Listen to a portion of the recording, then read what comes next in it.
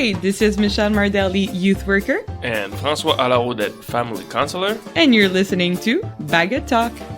Today at Bagot Talk, our guest is Miss Krysta Letto, psychoeducator. Join us on this discussion where we're talking about how to support your child through an emotional storm. Stay tuned.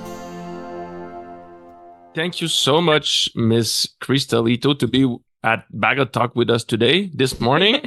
Thank you. Thank you for having me.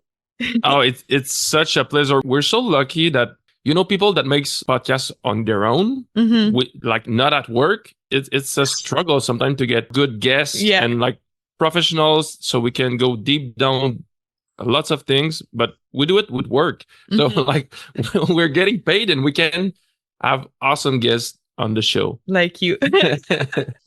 Thank you. So we wanted to talk just so families understand who you are, what you do. We know that you're a psychoeducator. What does a psychoeducator do in general? What's your role?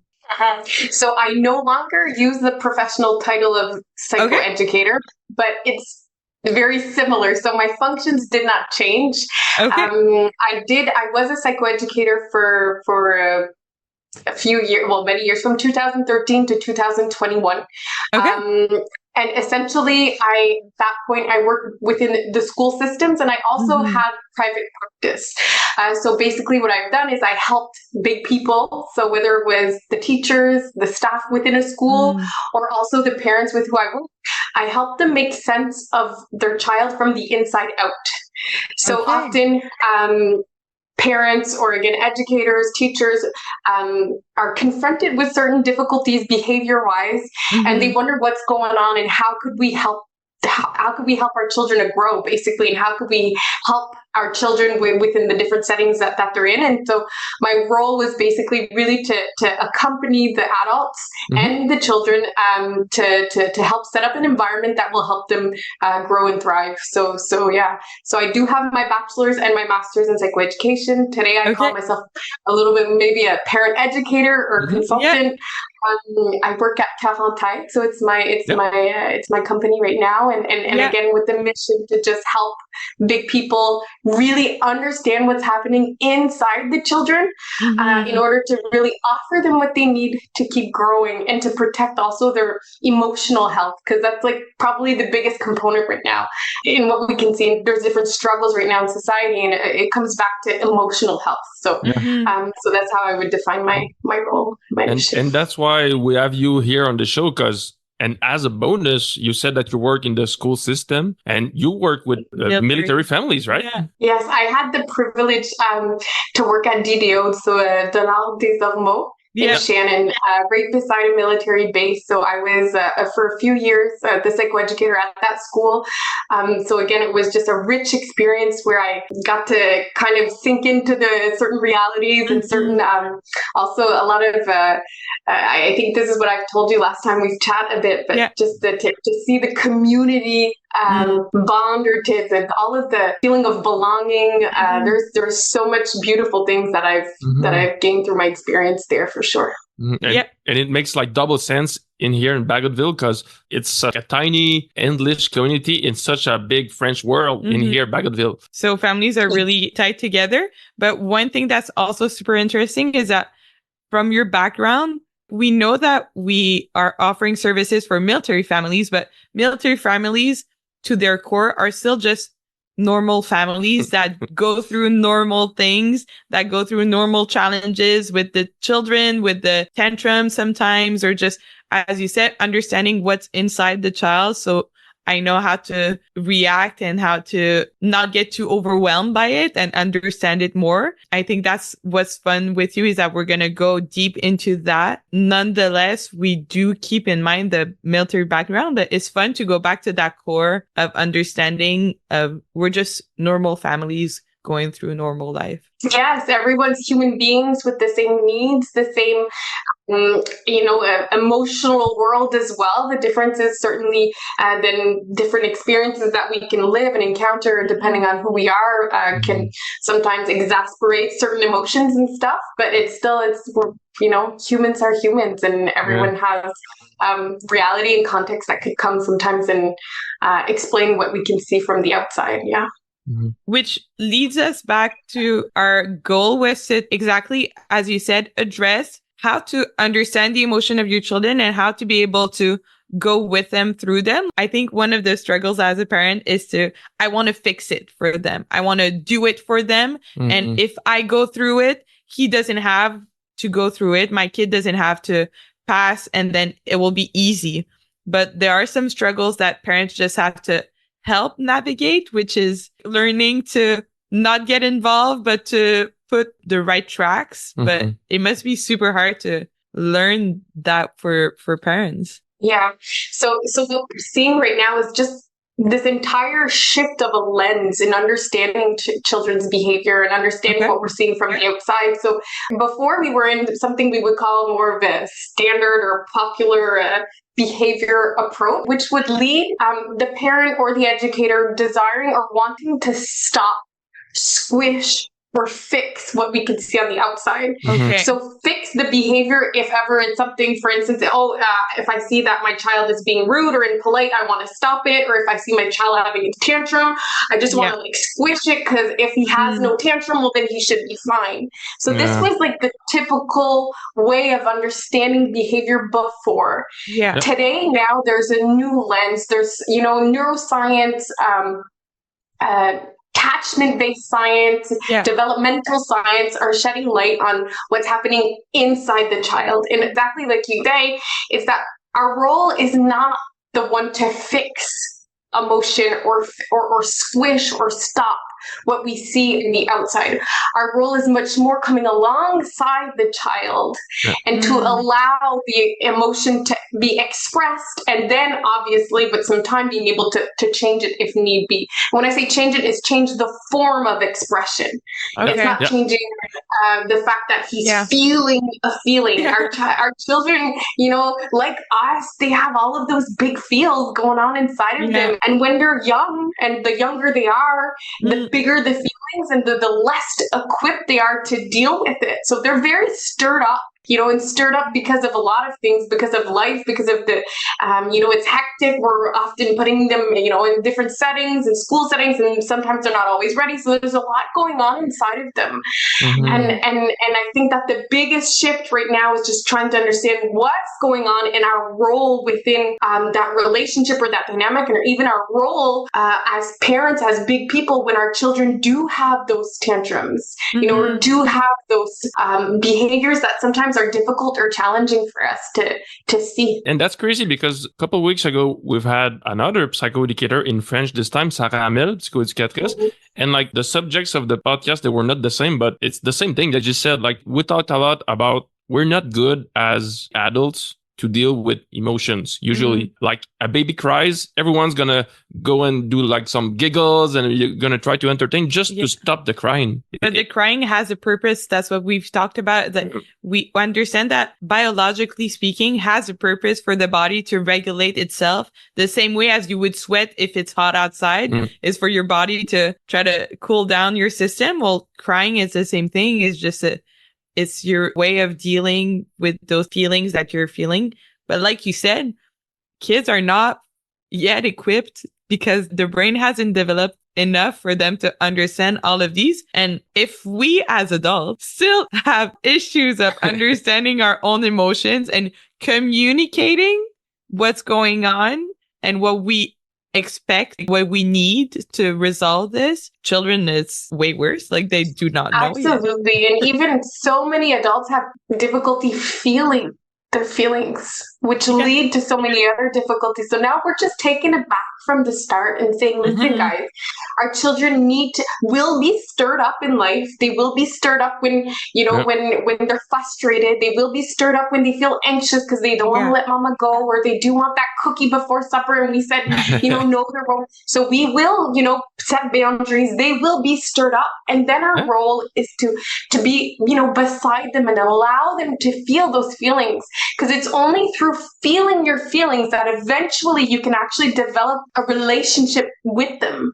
And if we don't allow our children to feel, and if we're always trying to stop and squash and, shut them down, we are actually not helping our children to be able to develop a healthy relationship with their feelings as they grow. That's so interesting, because one of the things you just said is to be along with them. And I think maybe one of the traps as being a parent is I want to be in front of my child so I can, if we're walking in a jungle, which is basically what childhood is, just a big old jungle of things we do not understand. The human thing is that you want to cut everything in front of them, make sure there's a way, there's a path so they can walk on in, they're okay. But I guess what you're saying is more, instead of being in front of them all the time or on all the steps, is to, okay, you put your boundaries, but you walk with them, so next to them, so you can go along with them, I guess. There's different layers to what you're saying. So what's important to understand is in the relationship of the child and the parent has to still be in the lead. Okay. So the parent has to have that role of a leader, caring leader, in order for the child to really be able to depend on the parent when he needs in order to grow. So the only place that a child can truly rest is through this place of dependency. So I thought that's really important to just bring the nuance, because that's really important. But when I talk about coming alongside, it's especially when we talk about the big feelings. Okay. So I can illustrate it with an example. So my 5-year-old, we're at the ice cream shop. She has an ice cream in her ice cream cone. She starts to lick it and it falls on the ground. So typically there's like 3 types of reactions that we can see in parents. So one parent might say, hold on, I'm going to go get you another one, because my child started to, because the child started to cry. Like, I just want ice cream, and the parents go, no, I'm going to go buy you another one. Like find a solution. That's a little bit like trying to fix it, trying to, and that's like, Sarah Amel said last time when, we were trying to distract or we're trying to fix the problem with the tears again. And then another parent may say something like, well, you already took 2 or 3 bites. So, some children don't eat none, like either, downplay it, or again, you see the discomfort within the parent towards the tears of the child. And the parent's trying maybe to rationalize the child and saying, well, you had 2 bites. Some children in Africa don't eat. And, so again, not holding space for the tears of the child who just lost their ice cream that they want. Like, it's not fun losing your ice cream. No. And the third response, which is one that demonstrates coming alongside the child, would be something like, oh, you really like that ice cream, eh? Like, and so you feel compassionate about the fact that the child had that ice cream and it fell down, and you don't necessarily need to move and fix it, and you don't necessarily need to convince the child that he or she should stop crying because the ice cream fell on the ground. You're kind of just allowing him to feel what he feels or what she feels towards the fact that she really wanted that ice cream and now it's not there.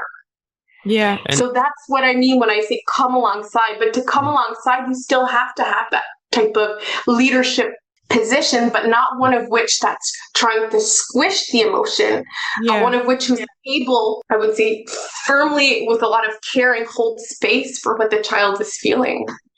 And in my work, I like to do the comparison between what it is to be a kid compared to adulthood. As an adult, let's say you just split with your husband or whatever, and then this one friend comes, stop crying, there's 100 fish in the pond, or like, I don't know the precise expression, but whatever, is the same thing, like, stop crying, just eat ice cream and it'll go away. That's not what you want to hear. You just want to hear, hey buddy, that sucks, I know. Like it's you want the parent, you need that person to be there for you. And I guess that's one of the traps that we were saying, is that we're going to try to fix it, which is, it comes from a good place. No one here is saying that parents shouldn't fix. Like, you could give bites of your ice cream to your kid. Like, we know, but there's ways to let the emotions be felt by the children.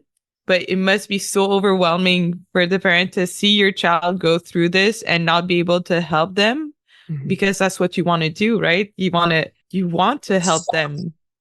And it reminds me, there's 2 things I'd like to say about that. Number one is that even if it seems really like clear, the example with the ice cream, but reste que on the day to day, we won't always choose to allow this, the expression of all of this emotion. And there's also some times where it's almost it's very hard to when it's just before school or just before a dentist appointment, or, I hear all of my parents saying, yeah, but Krysta, I'd love to hold space, but my child is going to be crying for like 40 minutes and he needs to go to school.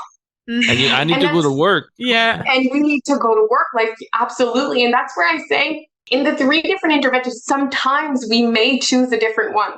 Yeah. I may choose to distract if I have to go to the dentist appointment, but know that there's a charge within, an emotional charge within my child that has not been freed because of the choice of the intervention that I took. So it may then come out in the night, it may come out in the evening. It may come out in different ways. So the only intervention in the 3 that I've named earlier that truly allows for liberation, for expression of emotion is the 3rd one. But that's not the only one that we're going to truly use as parents every day. Yeah. But the more we understand emotion and more we're seeing or we're being confronted by our children's behavior that's like charged with emotion, more we can become conscious and aware of how can I use this a little bit more when I can. So maybe Friday night, if I'm overwhelmed and I have friends over, I won't use that. Maybe I will distract or rationalize or whatever. Yeah. But ultimately, that will not be enough to help my child. So that's one thing. And then the next thing was really when you talked about tears. Tears is actually one of the, it's probably the most important key when we talk about child development. So yes, we talk about expression of emotion and like liberation of emotion, but it's also what's responsible for growth and resilience. Okay. So it's through tears that our children can become resilient. That's insane. Like the last time, same thing. We keep talking about that, but with Sarah, to me, that I have a very scientific oriented brain. Like I'm no scientist, don't get me wrong, but I love those things, and it's crazy. Like those tears, they heal and they make you learn, they make you grow. It's not just stop being a big crybaby. There's a purpose for it. So it always amazes me. The body is a cool thing. Yeah, and we see it. Parents, if you're listening, we hope you are, but please go see the movies Inside Out 1 and 2. The second one has just come out. If you don't know what Inside Out is, it's a movie about emotions that is super well explained for children and for adults. You learn a lot about yourself whilst looking at those movies. But in the second one, we do see how shoving all these emotions down, it does come out at one point. And we see it a lot with children when they come back to school. So they've been shoving a lot of things down, not expressing their feelings at school because it's not as safe place as the home. Because at home, you will always have love from your parents. It's a comfortable place. So you can be 100% yourself without risking to lose anyone in your family, right? A lot of the times kids come back from school and a parent will say, oh, can you put away your lunchbox? And no, and then you see a big tantrum and explosion. Even though it's not through tears, the emotions are coming out, and you're like, what happened? Like, I only asked one thing, and then it comes back to a big debate and a big thing with your child. But there's so much more behind, as you were saying in the beginning, behind what we see. There's so many things that's going on. And how do you accompany your kid to express those feelings, I guess? Yeah, it's hard. It's hard. I think that the first thing is really the shift in what we see. Okay. Because there's like a first, I always see two parts to it. Because what we do, what we see will determine what we will do. So if I see a child that's rude, I'm going to want to stop it.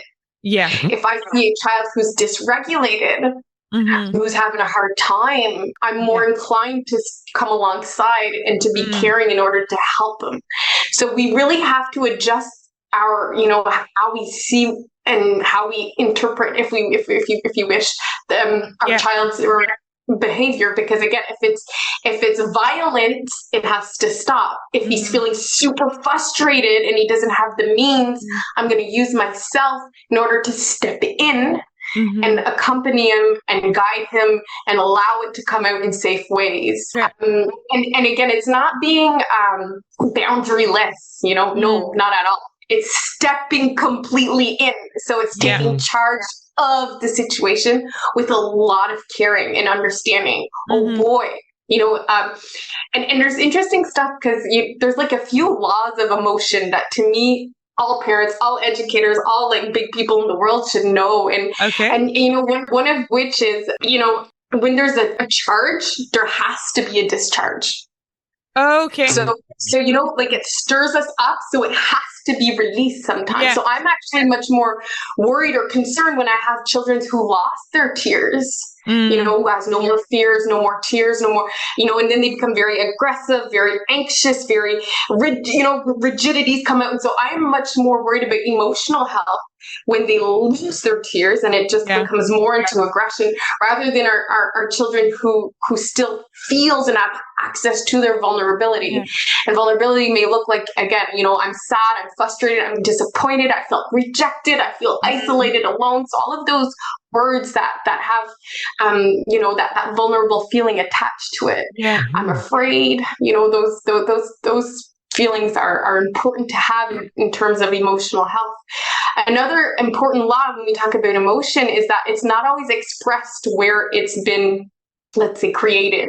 So again, school, the same example that a lot of stuff is happening at school. Our child, or even at daycare, our child may not have his educator this morning. Then our child at school may be a teacher and he's been raising his hand all morning and the teacher didn't choose him. Maybe he's going to gym class and he thinks he's the best in hockey and they're playing deck hockey, but he's picked last.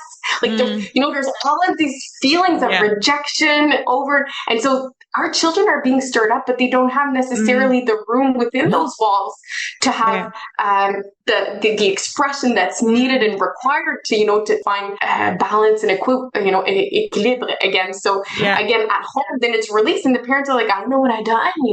I said hello, and then my child bursts. No, it's not your hello. You never caused this. Emotions come out, so often where it's not created. It comes out different, at different spaces and different places. Because all we see is the discharge. We don't always see the charge going in, to reuse your words. And like, it makes so much sense. I see it a lot because I work with teenagers, but the rudeness of teenagers is the biggest front of all time of how do I protect myself for not feelings, emotion, and then no one is going to bother me if I'm rude. And then people are going to think I'm mean, but I'm not mean. I'm just dealing with stuff inside that I don't know how to discharge properly. So I'm using maybe wrong ways to block myself from feeling those emotions because I'm shoving it down. And I think that's very interesting, the way you talk about charge and discharge. Yeah, it makes so much sense. Again, in my science-oriented brain, like all things should be balanced. All of a sudden, I feel like I speak like Thanos in the Avenger. But anyways, it's like if you buy, let's say, soft cookies, they will turn dry, and if you buy dry cookies, they will turn out soft. Everything balances itself, so it makes a lot of sense. I have a lot of those examples of cookies. And we see it everywhere, and it's even in ourselves. Was it yesterday morning? There was feta cheese in my fridge, and I opened up the door, and the feta cheese fell, and I wanted to swear. I actually swore. I was like. I was like, well deserved. I'm like, feta cheese, like this could have happened 2 days ago or last week, and I would have had no reaction. Like things fell out of the fridge before, and there was no, didn't bother me. Obviously, I have a charge within me too. I just came back from a trip. There's transition stuff didn't work out. My child was sick, and so this is true for us, but it's also true for them. But can you explain what is going on in the brain when you have this big discharge? Let's take the same example, the ice cream earlier, on a physical or biological way. What is going on in the brain? Is it like all fireworks inside when there's this big explosion of angriness, sadness, etc.? What is going on? Yeah. So what I can say is that the higher the emotion, the less present and rational. Yeah. So you're really being overwhelmed with a feeling that's really, really intense. And so that would actually even speak to our sensitive children.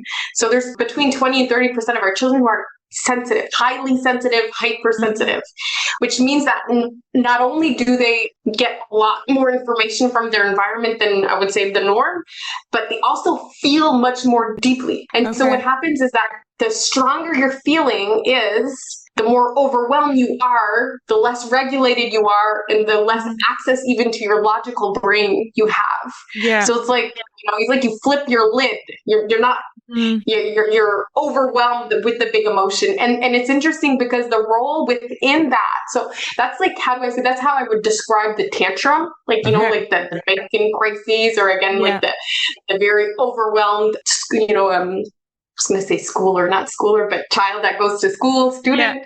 And our role as parents in there is really, I say it's almost like a storm, you're the captain in a boat. And so for all parents listening right now, when you're in your boat, you want to go to a destination, right? You're leaving point A, you're going to point B. B is your destination. I would say B is something like, getting to where our child, rearing our child, where our children grow to become adults. So we're a captain in a boat. And we're trying to bring them and raise them towards point B. Yeah. But when you're in your boat and there's a storm, the captain anchors the boat, and the only objective is not to completely flip over and sink. Your objective during a tantrum is to not make things worse. It's to anchor down, and it's to not sink. So that is not the time to start teaching lessons about, like, you understand? It's not, this is not where we are going to have the highest teachable moments. This is not where we're telling our child, all of what we're trying to do is this float. And when the storm is past, when emotions are lower, then we could keep on sailing to our destination. Then we can, have those discussions, teachable moments, talk about strategies, depending on the age of the child. But within that moment, like, our job is to just not flip over, guys. That's so interesting, because I would have thought, like, I know the reflex would be, okay, there's a storm, I'm going to sail through. I'm just going to keep going, and it's going to pass, and everything's going to be okay if I just keep on going. But I love what you're saying about anchoring down, because the storm has to happen. It has happened and is going on. And the only thing I can do right now is to let the volcano explode, let it flow, and then deal with it, or like understand, go back on it. I think it's one of the steps that parents forget. We want to repair. We want to help our child aim in the right direction. We're giving him his value system. We're giving him, we're helping him through this. So it's not just like, I'm just going to, watch with a little bit of popcorn, my child flip it over. That's not it. Really, we're there. And again, when I say we're a captain of a boat, we're responsible too. Yeah. If it's really, really hectic, we might have to, intervene and like take some stuff away. Maybe we need to come closer. Maybe we need to say, I see you in this.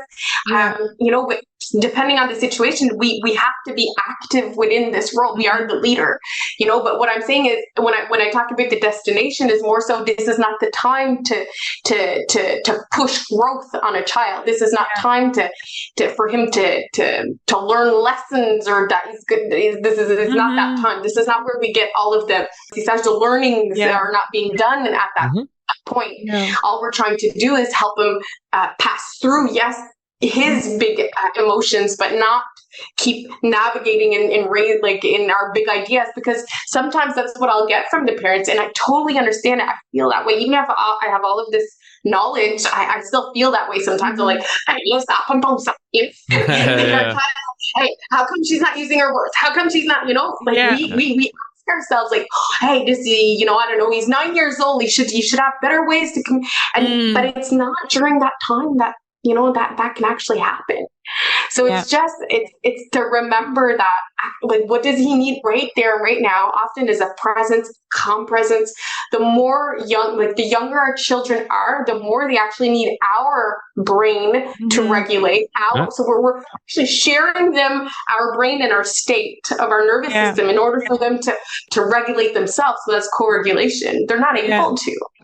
And the calmer you are, like, humans are going to adapt and always copy, especially children, what's around them. So the calmer you are during that storm, the more anchored down you are, the more the kid is going to copy and regulate with what you're doing. We see it a lot with breathing exercises. Like I remember when I was a kid, what my mom would just do is that she would sit next to me and breathe. Not, okay, Michelle, you should breathe. It's like she will breathe on her own. And then my brain is just going to copy what's going on. And then I'm going to dial down from what's happening to me and just see and breathe. And then, oh, okay, so now that you're calmer, like that was big feelings. Like you had to go through this. This is such a big event. And then even if for an adult, it's super tiny. Like I know parents are so sick of like little things of kids. Oh, but my best friend, she doesn't want to be friends with me. And like, oh, my kid is so mature, but then she comes home and had all of the things with her friends and stuff. And you're like, this is such baby things, but that's where they are in their development. And like you said, we were talking about the brain. The last part of the brain to develop is the frontal. And that's where we have our logical reasoning. And that's where we're thinking of things and being like, oh, maybe like this step back from situation. That's where it is. And this is the last part to really like get fixed and concrete, like really have all their neurons and connection put in. And it's late. And it it's late. Like, until it's 25. If we're sensitive, even if we like, I usually have access to mine, but you put me in a really heated discussion. You know, I don't have fully access all the time, and that's the thing about emotion. It's that the stronger you feel it, even if you have the capacity, usually I'm pretty tempered. I'm a civilized, I go into society and but if I'm in a heated discussion, a passionate discussion with my husband, sometimes, I'm not as tempered as I want it to be, and especially if you drop cheese earlier. Yes. If I dropped that cheese, it didn't come out, like, boy, that discussion is going to be hard. And also and another thing that's important to understand is that even the prefrontal cortex, like the more we use it during the day, it's almost like a muscle. We don't have access to it all the time in the nights, in the evenings. And that's why sometimes I have parents who's like, you know what, I'm super caring, I'm super in charge. I wake up, in the morning saying, I am not going to yell today. And then the morning starts off not bad, and they're like, but time's 7 o'clock. I want to be this gentle parenting mama.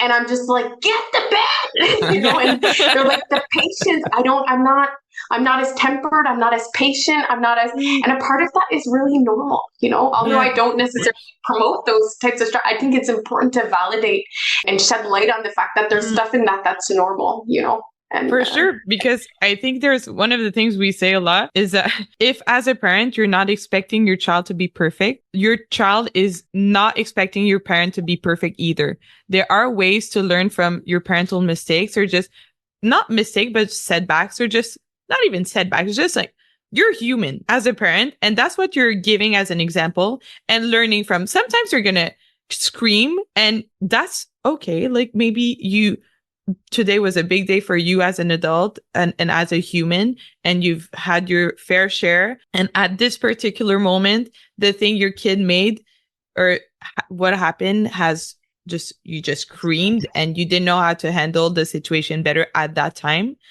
And that's okay. You just have to go back on it with your children and acknowledge, you know what? I'm very sorry for screaming at you earlier. I know there are other ways we can talk about it. I would like to talk about it over with you and go over it and acknowledge you know what? I think I could have handled this better. This is the humility that is going to help you bond with your kid and show your kid like, hey, I can also make mistakes, but I can go back on these mistakes and learn from them, and we can together go further. Absolutely. What I can say is absolutely that we are not perfect. It's impossible to be perfect. Even if we have all of these connaissances, all of these understandings, to me, it serves as an aim. So this is what we would like to offer. Because we're human, we will not always be in our aim. That being said, repair is like the biggest ally that a parent should have. So repair with the child and repair with ourselves. So repair, again, it's not denial, and it's not saying, well, I'm just doing my best. It's actually saying, I hurt my child, or I scared my child today. This is not how I want it to happen. Yeah. And this, I did have a big day. This was a hard moment, and I'm a good mom. And you keep on. So it's acknowledging the child's feelings within my intervention. That was probably not the best one. I scared him, and I can even acknowledge that with my child. This is not how I like to do things. I saw that you're scared. I will be better next time, or I'll try my best and next time. And then there's also with ourselves, which is, I feel my guilt. So the idea is not to push down the guilt to not feel it. It's to actually make room for the guilt. The guilt is just saying, hey, Krysta, or hey, parent, this is not the way you're supposed to be, And then it's to say, okay, so what's going on lately? Have I been working a little bit too much? Have I never moved enough during my day? Did I skip my runs? What am I eating? It's just to reflect on what's going on within me in order to try and come back into my aim.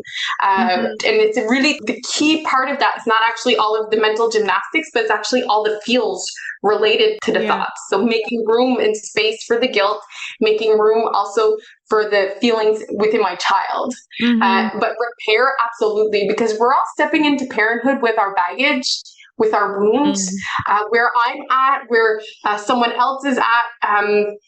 Even if there's knowledge around, maybe I'm very, I could be very reactive. This person could be less reactive.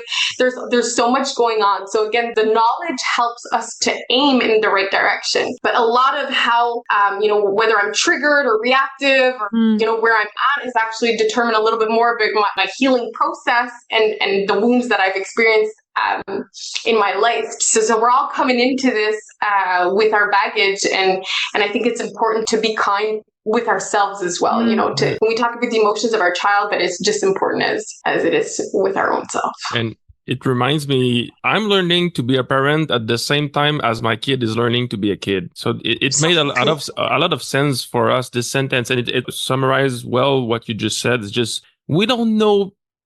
Yeah, we don't know. We just catapulted in this world of parenthood, and like you said, I've been a kid. I know what it is, or what I felt like with this precise set of parent. Maybe it was good parenting, maybe it was not.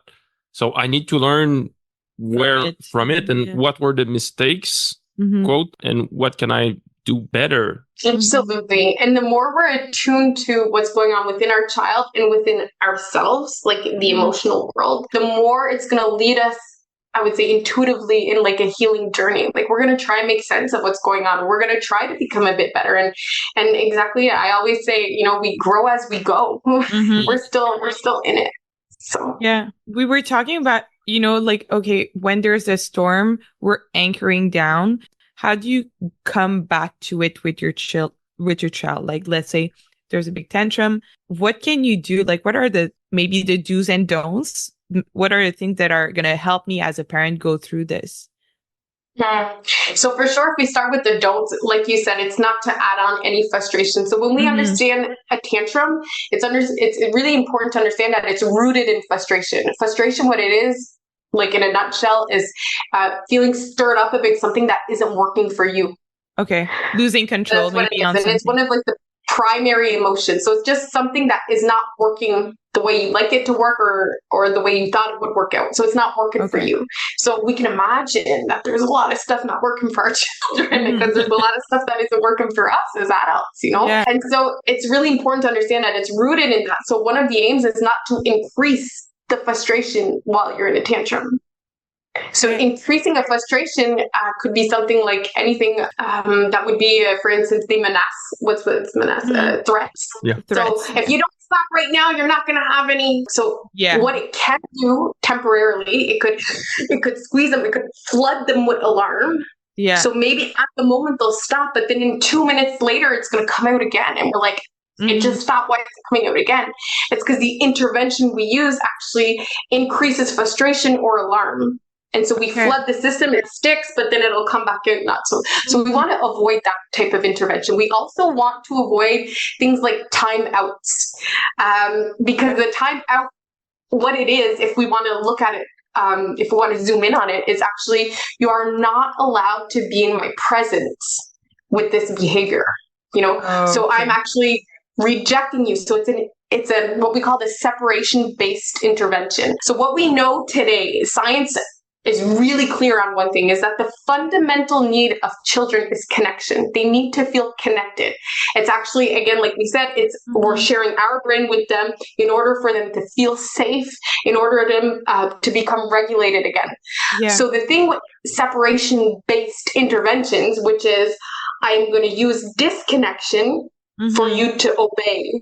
I'm going to use disconnection for you to have the behavior that I want you to have. So again, those types of behavior can work on the moment, on the spot, because we're flooding their systems with more emotion, but then it comes out afterwards. An example again of that would be if we go to daycare and our child is not coming towards us. We're like, well, mommy is going, bye-bye. So right away we see the eyes of our child be alarmed and they run after us like an elastic. It is magic. And they're like, but it works. But then we're in the car and then our child is hitting or there's behavior coming out. We're like, how is it coming out? Why is this coming out? We just pushed on the emotional buttons of our child. So we intuitively know those things. As parents, we know it works because we use them regularly in our intervention to have the behavior that we want. But what we don't understand is that it causes more tantrums or more behavior afterwards. So we want to avoid anything that actually causes disconnection with our child. Okay, so how do you how do you do the connection? Because we know that sometimes the kids do need to regulate and do need that time to be alone with what's happening so they can, regulate, not on their own, but knowing that I'm there. So is it, okay, if you want to go to your room to deal with those feelings, you can. I'm here. I'll come back to you. How do you, is that it? So it's exactly that. The difference is I wouldn't ask them a question. We're the leader. We're the captain. Okay. We're the pilot. We are like, ooh, this is really overwhelming for you. Let's go into this space. Okay. Ooh, I see this is, you're with a group of friends and this is not working. There's so much going on. Yeah. You come with me and we are going to sit down in this space and we're going to read a book. Yeah. So I'm actually taking charge. I'm taking lead. I see that he's overwhelmed and this is not working. The difference is I'm using my eyes to bring him into a safer place to help him regulate. Very different from a space of, well, this is not working. I can't tolerate your behavior. You go in your room.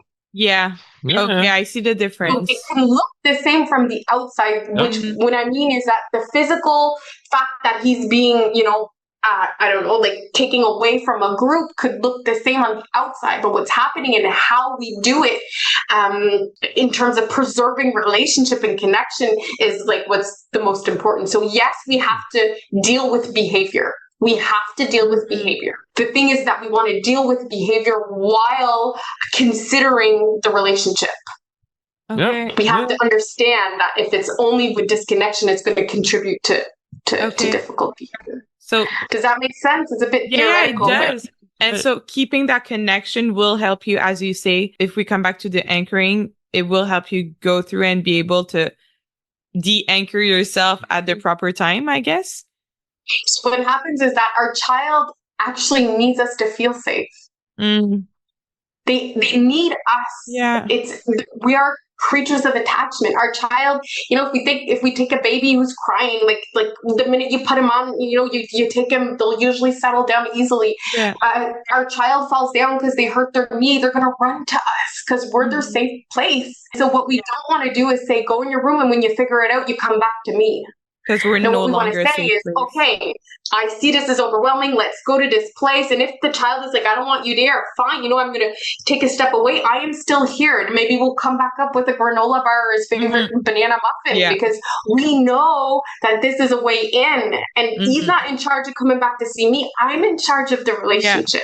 Yeah. It makes so much sense. And like you said, on the outside, the difference is nothing. Like someone who would watch you, they won't see the difference, but deep down in the relationship with your kid, it makes a whole lot of difference. It's super. It makes a lot of sense, and I'm sure the parents who are listening right now are full of ideas and are feeling refreshing by this.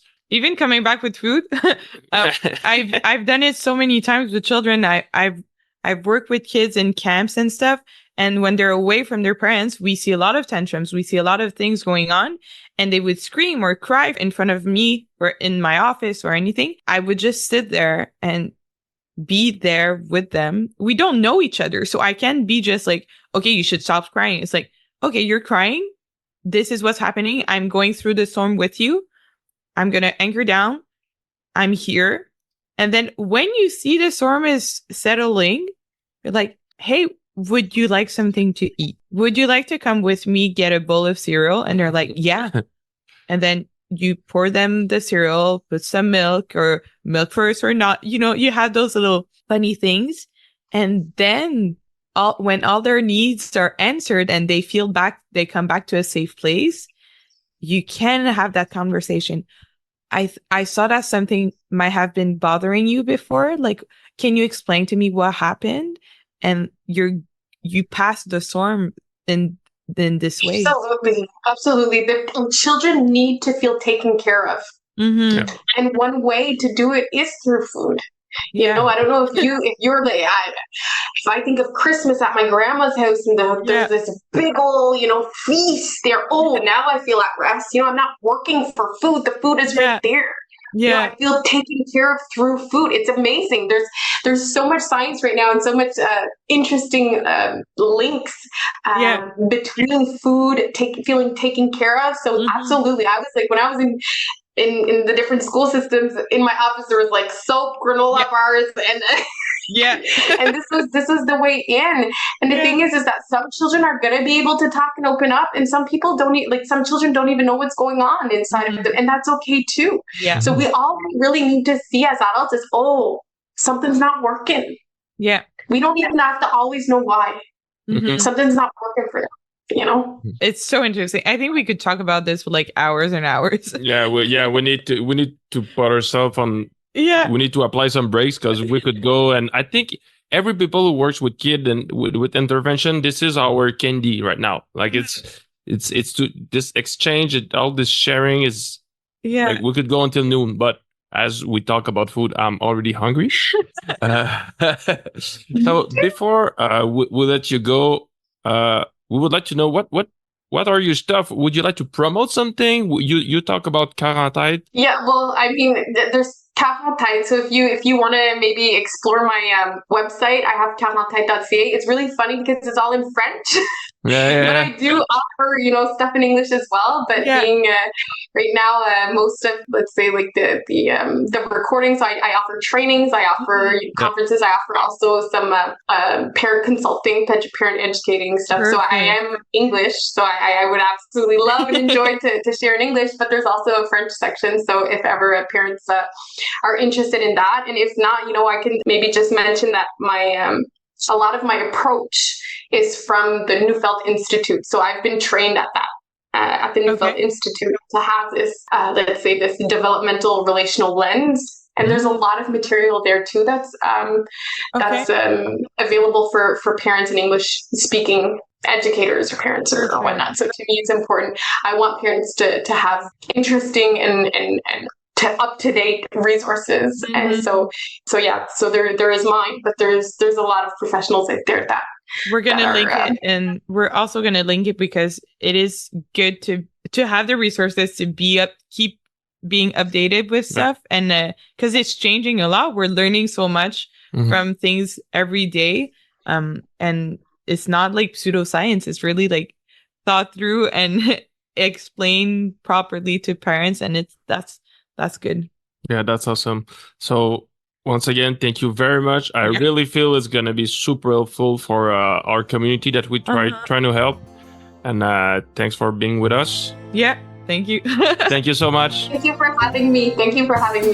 Bye-bye. Thank you for listening to Bagot Talk. Follow us on our Facebook page, Plaquette à Bagot Talk Podcast. See you soon.